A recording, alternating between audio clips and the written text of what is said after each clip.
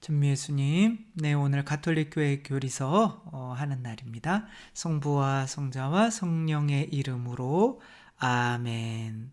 네, 오늘 신앙고백편의 제1장 천주 성부를 믿나이다 중에서 성부께서 창조자이시죠. 그래서 제5단락 하늘과 땅을 창조하셨다라고 하는 내용이죠. 하느님께서 하늘과 땅을 창조하셨다라고 하는 내용은 단순하게 우리가 보는 하늘과 땅을 창조하셨다라고 하는 의미를 넘어서죠. 그렇게만 하면 새하늘 새 땅이라고 하면 마치 우리가 다른 별에 새하늘 새 땅이 있어서 글로 옮겨져서 사는 것처럼 생각하게 되죠. 그러나 하늘과 땅은 성경이나 우리 교리에서의 의미는 더욱 확장돼요. 그래서 어떻게 되냐면 우리가 하늘에 계신 우리 아버지 이렇게 고백하잖아요. 그때도 하늘과 땅에 관련된 내용인 거죠. 하느님께서 꼭 눈에 보이는 것만 창조하신 것이 아니라 보이지 않는 어떤 영신 세계와 보이는 물질 세계를 또 창조하신 거고, 그것뿐만이 아니라 그러한 방식으로 인간도 창조하는 거죠. 인간도 땅이라고 그러면 우리가 죽으면 이 육체는 어디로 가요? 땅으로 가죠. 이 육체와 또 하늘에서 온 뭐가 있어요? 영혼이 있죠. 그렇죠? 그것이 이렇게 결합된 거예요. 그러기에 하늘과 땅을 창조하셨다라고 하는 것은 이렇게 보이지 않는 것과 보이는 것을 이렇게 창조를 하셔서 이것이 창조의 어떤 원리가 돼서 뭐 인간뿐만이 아니라 뭐 꽃들도 있죠. 그냥 꽃들은 동물들이 보기에는 그냥 꽃이지만 물질이지만 우리가 보기에는 단순한 물질이 아니라 그 물질들을 키워서 꺾어서 꽃꽂이도 하고 하면서 또 교회를 장식하기도 하는 거죠. 단순한 물질이 아니라 어떠한 곳으로 이동해서 더욱 큰 가치가 될 수 있는 무언가가 그 안에 보이지 않는 게 들어가 있는 거죠. 동물들은 못 보지만 인간들은 그 안에서 창조자의 아름다움을 볼 수가 있는 거죠. 이렇게 보이는 것과 보이지 않는 것이 합쳐진 거예요. 만약에 누군가가 태극기를 막 태운다 그러면 천을 태우고 있네 이렇게 생각하는 사람이 없겠죠. 이것은 나라에 대한 어떠한 모욕이나 그런 공격적인 것으로 바라보게 되는 거죠. 이렇듯이 보이는 것과 보이지 않는 것이 합쳐져 있는 어떤 무언가를 창조한 거예요. 그래서 이스라엘 사람들은 태초에 하느님께서 이렇게 하늘과 땅을 창조하셨다라고 하는 것을 이러한 방식으로 이해하려고 했었죠. 하늘에는 하느님이 계시고 하늘에 이제 구멍들이 뚫려 있어서 이렇게 구멍들로 이제 하늘에 있는 빛들이 새어나오는 게 별이고, 그리고 밤에 이제 이렇게 달아놓은 거죠. 밤에 달아놓은 건 달이고 낮에 달아놓은 건 해고, 또 이제 인간들이 사는 이 땅은 바다 위에 둥둥 떠 있어요. 그래서 바다가 굉장히 안 좋게 비춰지는 거죠. 그리고 이 바다의 지하 세계, 이거를 이제 뭐라고 그랬냐면 쉐올이라고 이렇게 생각하는 거죠. 그래서 하늘과 땅을 창조했지만 우리가 볼 때는 몇 분법이에요. 3분법이죠. 그렇죠? 하늘과 땅과 뭐예요? 바다, 땅의 밑에 바다, 이렇게 3중 구조로 이루어져 있는 거죠. 제가 뭐 천국과 지옥을 얘기를 많이 하죠. 특별히 지옥이 더 좋아서 지옥 얘기를 많이 하는 건 아니지만 지옥에 가지 말라고 지옥 얘기는 많이 하죠. 근데 이제 지옥 얘기를 많이 하고 심판 얘기를 많이 하다 보니까 또 어떤 분들은 마치 사이비처럼 저 신부가 사람들에게 두려움을 조장해서 사람들에게 이제 돈을 뜯어내려고 한다. 심지어 이런 말까지 해요. 돈을 좀 갖다 주면서 그런 얘기 했으면 좋겠어요. 근데 지옥 얘기를 한다고 해서, 천국 얘기를 한다고 해서 우리가 천국에 갈 수도 있고 지옥에 갈 수도 있고 해서 이제 뭐라고 비판하냐면 저 신부는 극단적 이원론자다 이렇게 비판을 해요.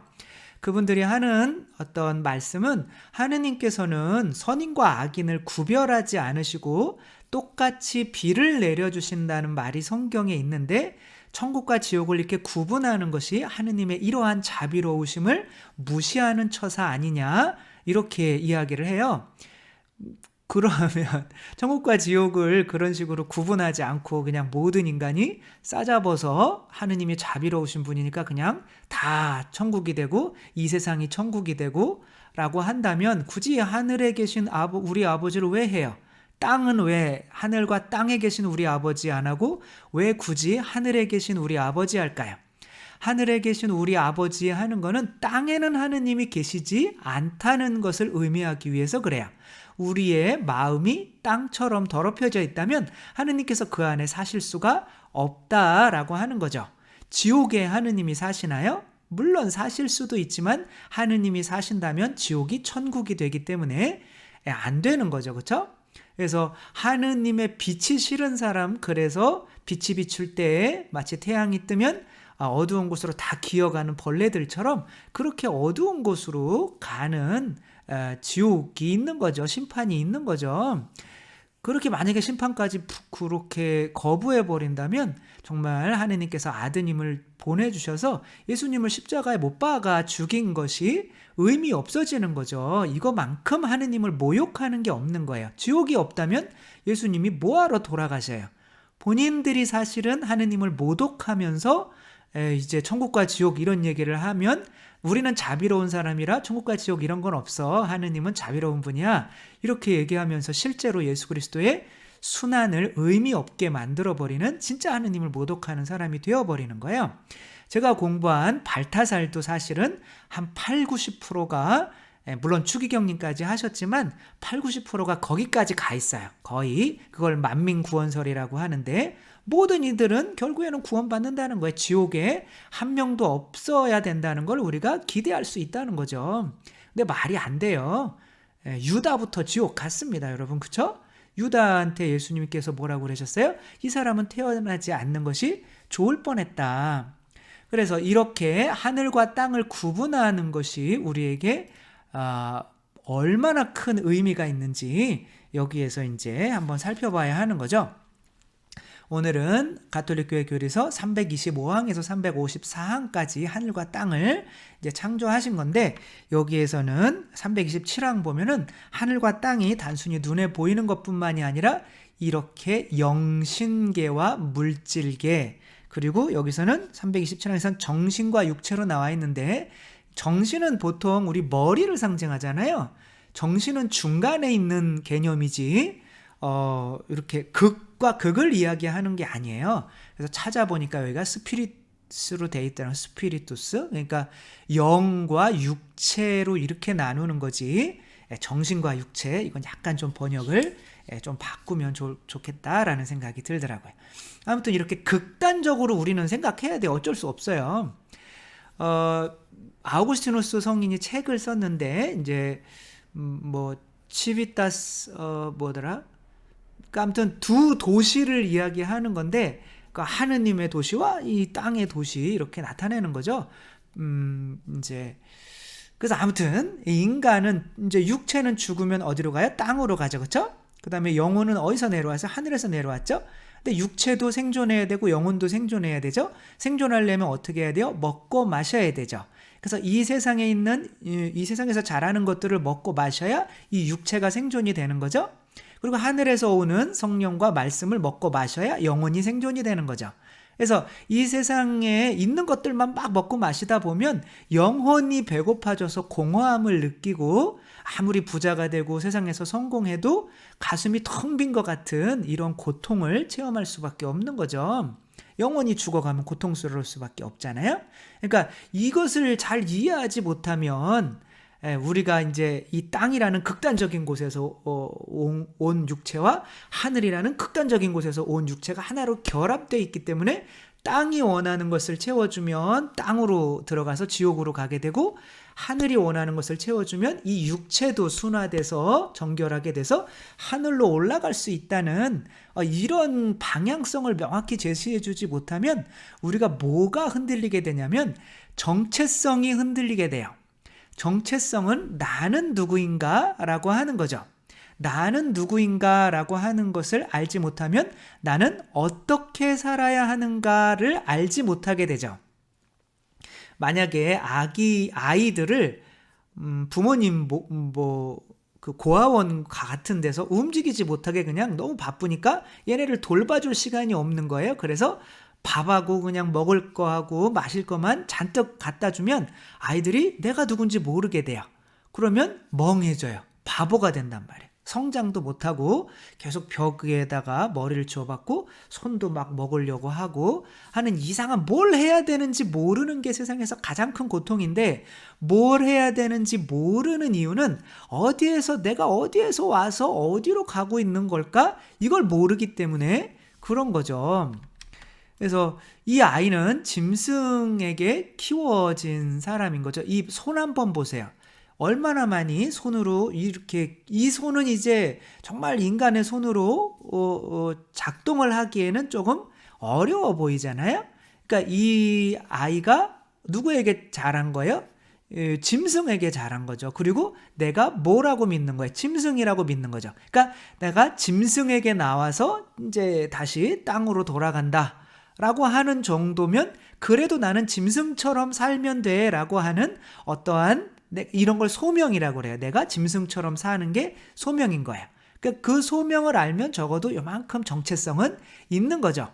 그러나 여러분들이 이게 정말 인간으로서 온전히 살다 가는 사람이다 라고 이렇게 할 수 있을까요? 없겠죠. 그래서 예수님께서 제자들의 어떻게 해요? 발을 씻어주시면서 뭐라고 말씀하셔요?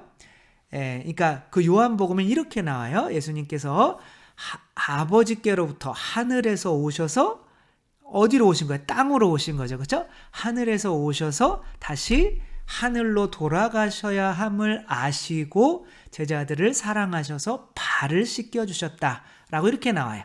발이라고 하는 거는 하늘과 가까워요? 땅이랑 가까워요? 땅이죠. 그렇죠? 그러니까 인간의 육체적인 땅의 욕망들, 그게 뭐예요? 곧 뱀이죠. 기어다니는 뱀. 이 욕망들을 씻어주셔서 인간도 하늘로 올라오게 하시는, 지금 일을 하시는 게 발을 씻어주시는 거죠. 그래서 내가 어디서 와서 어디로 가는지 명확히 모르면 정체성의 혼란을 겪게 돼요.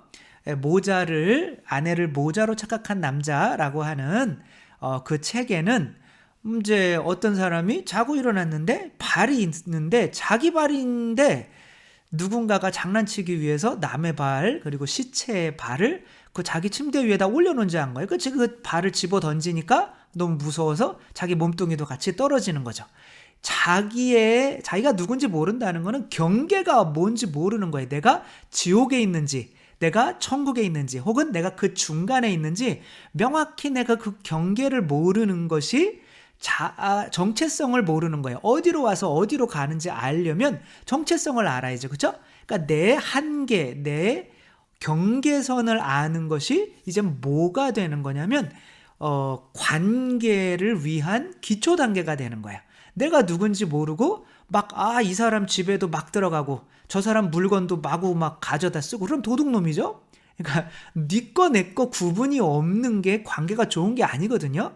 일단은 내가 누군지 알아야 이 사람도 어디에 경계를 알고 어디까지 내가 들어가면 아픈지 알고, 또 나도 어디까지 이 사람이 이제 아프게 하면 더 이상은 아프게 하면 안 되겠다라고 받아줄 한계를 알고 하는 거죠.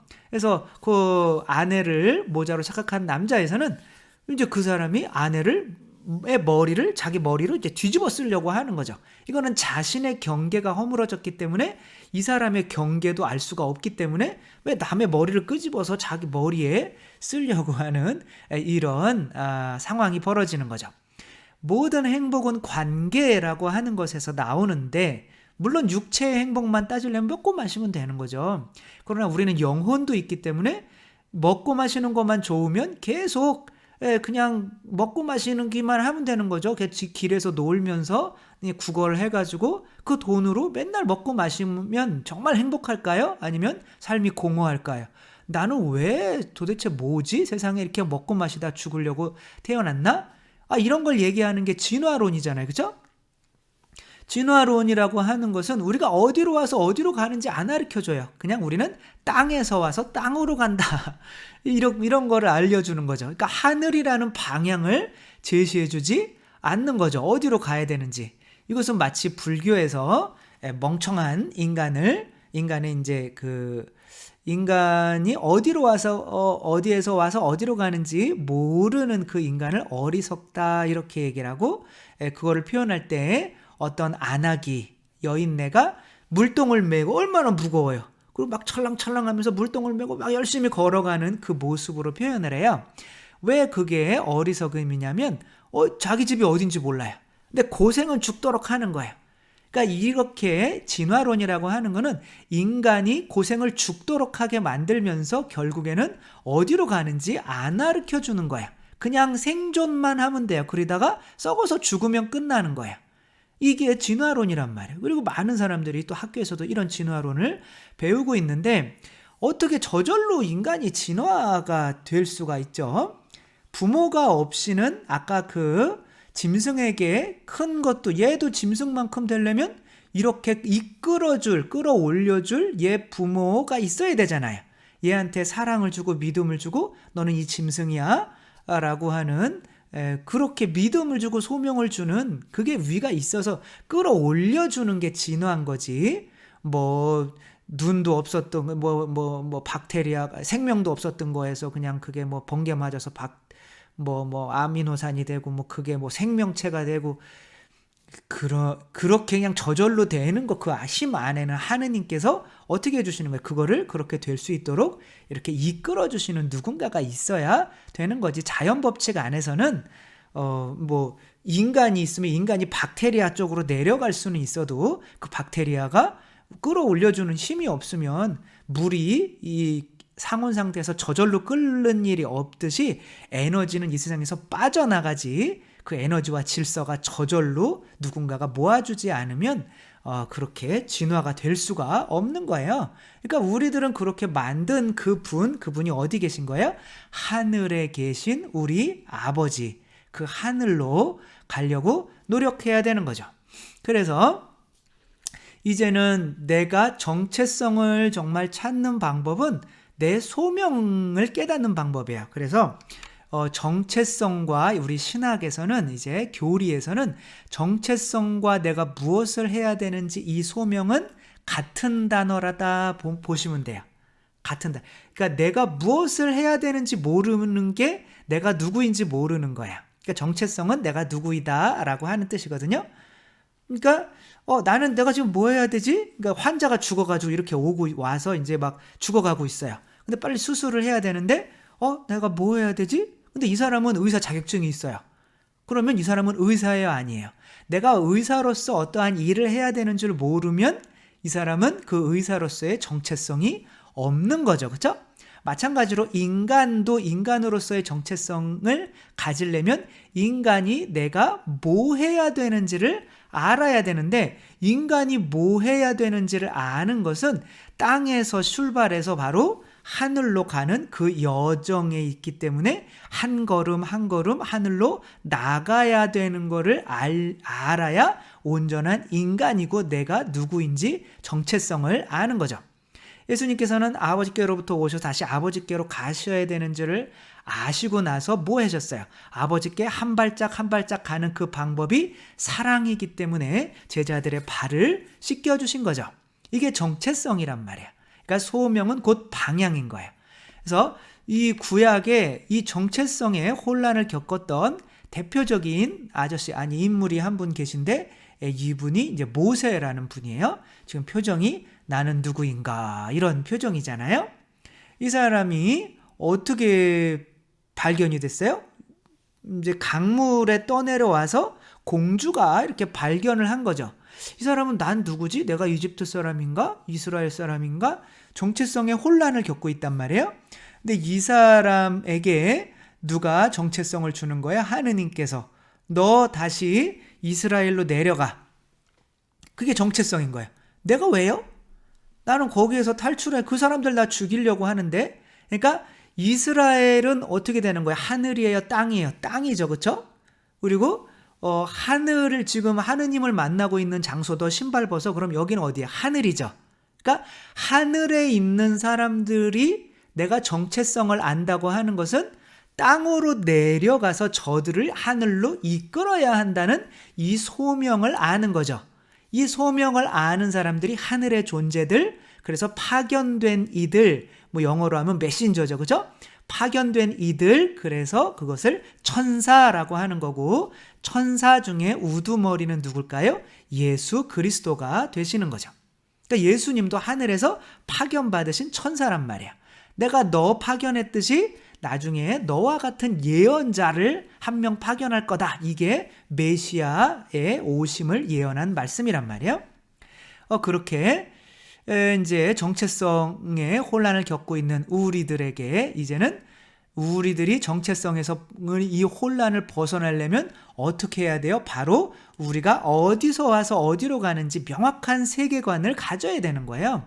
지옥도 반드시 있고, 그죠? 천국도 반드시 있고, 우리는 그 중간에 위치해서 빨리 우리가 천국 하늘로 가서 하늘에 있는 그 소명, 너 빨리 지옥으로 떨어지는 사람들 구원해 와 라고 하는 이 소명을 받아서 내려와야 하늘에 있는 존재가 되는 거죠. 그래서 선교는 내가 해도 되고 안 해도 되는 게 아니라 내가 하늘나라에 있기 위해서 천사의 역할을 하는 거야. 그래서 뭐라고 그러냐면 아우구스티누스가 하늘에 있는 이 천사는 본성이 아니라 직무를 가리킨다 이렇게 얘기해요. 직무는 뭐예요? 바로 우리들을 구원받지 못하는 이들을 구원하는 직무란 말이에요. 하늘에 있었던 루치페르라고 하는 이 대천사도 이제 본성상으로는 천사예요. 근데 직무를 수행했어요, 안 했어요? 안 한 거죠. 소명을 수행하지 않은 거죠. 그러니까 뭐가 되는 거예요? 사탄이라고 하는 것이 베엘제불이 되는 거죠. 루치페르, 베엘제불, 다 천사 이름입니다, 본래. 그러나 그 직무를 하지 않으니까 인간이 뭔데 우리는 종이고 인간들은 죄 짓는데 인간을 하느님의 당신의 자녀로 삼으려고 이러셔요. 정말 짜증나네. 얘네들을 내가 구할 수가 없어요. 도와줄 수가 없어요. 이렇게 했던 애들이 이제 마귀들이 된 거죠. 근데 그 역할을 계속하는 분들이 이제 천사들이 되는 거죠. 그래서 하느님께서 이제 창조하실 때 어떻게 창조하시냐면 처음에 하늘과 땅을 창조하시고 또 그 땅 위에 있는 물들을 한 곳으로 모으셔서 바다로 이렇게 창조하셔요. 그래서 성경에서 이제 바다가 뭘 의미하게 되냐면 지옥을 의미하게 되고, 땅은 뭘 의미하게 되냐면 연옥을 의미하게 되고, 우린 다 지금 연옥에 있는 거예요. 근데 이 연옥길을 완전히 가지 않으면 죽어서도 연옥에서 완전에 도달을 할 때까지 어떠한 고통을 감내를 해야만 하는 거죠. 당연히 하늘은 천국을 의미하게 되는 거죠. 그래서 하늘에 계신 우리 아버지라고 하는 거죠. 이 세계관을 우리 머리 깊숙이 박아놓지 않으면 내가 누구인지 몰라서 오늘 뭐 해야 되는지 모르고 오늘 뭐 해야 되는지 모르면 내가 정체성이 흔들리기 때문에 이웃과도 관계가 안 되기 때문에 내가 고통을 겪을 수밖에 없는 거예요. 우리는 명확히 내가 지금 어디에 있고 어디로 가야 되는지를 명확히 아는 이 세계관을 갖는 게 중요한 거죠. 그래서 하느님께서 짐승을 만드실 때도 길들여진 짐승, 그리고 길들여질 수 있지만 아직은 들판에 사는 야생마와 같은 짐승들, 혹은 절대 길들일 수 없는 뱀과 같은 기어다니는, 땅을 기어다니는, 흙 먹고 다니는 짐승, 이 세 부류로 이렇게 나눈단 말이야. 그러니까 이 길들여진 짐승은 이제 뭐 해야 돼요? 들짐승들을 다시 길짐승, 뭔 소리예요? 들짐승들이 다시 가축이 될 수 있도록 뭐를 해야 되는 거예요? 길들이는 역할을 해야 되는 거죠. 이걸 누구한테 시켰던 거예요? 아담에게 시켰던 거죠. 너 가서 짐승들에게 이름 지어줘 라고 한 거죠. 이름을 지어주면 뭐가 되는 거, 어떠한 짐승이 되는 거예요? 집짐승이 되는 거죠. 이런 소명이 우리한테 있는 거죠. 이것이 이제 천사가 하는 역할이고, 그 인간은 이제 천사가 될 건지 마귀가 될 건지 둘 중에 하나를 선택을 해야 되는 거죠. 이제 마귀가 되려면 어떻게 해야 돼요? 세속 육신 마귀를 사람들이 좋아하게 만들면 마귀가 되는 거죠. 그걸 땅으로 점점 끌어내리는 거니까. 그렇죠? 그러니까 자녀들을 만약에 너는 돈 많이 벌어야 돼. 돈이 최고야. 막 그렇게 하면 본인은 마귀 짓을 하고 있는 거다라고 생각하면 되는 거죠. 육신도 마찬가지죠. 넌 잘 먹고 잘 살아야지. 일단 네가 배부른 다음에 남 도와줘. 이렇게 굶어 죽어가는 사람이 옆에 있는데 마귀입니다. 그렇죠? 너는 다른 사람들을 심판하는 사람이 돼야지 심판받는 사람이 되면 안 돼. 마귀입니다. 그렇죠? 이렇게 본인이 어디에 있는지 무슨 역할을 하는지 명확히 알아야만 내 정체성이 명확해져서 다른 사람들과의 관계도 이렇게 명확해질 수가 있는 거죠. 우리들은 그래서 이집트를 탈출해서 이제 지옥이죠. 광야를 지금 거치는 과정에서 광야에서 이제 하늘나라의 백성이 되기 위해서 이제 다시 어떻게 돼요? 모세처럼 이집트에 들어가서 거기 있는 사람들을 끌어내우려고 하는 역할을 해야 되는 거죠. 이것이 내 안에도 영과 그렇죠? 육체와의 싸움을 하고 있는 거고 그 중간에 진짜 내가 어디로 가야 되는지 영적으로 가야 되는지 양심으로 가야 되는지 육체의 욕구 쪽으로 가야 되는지 왔다 갔다 하게 된다는 거죠.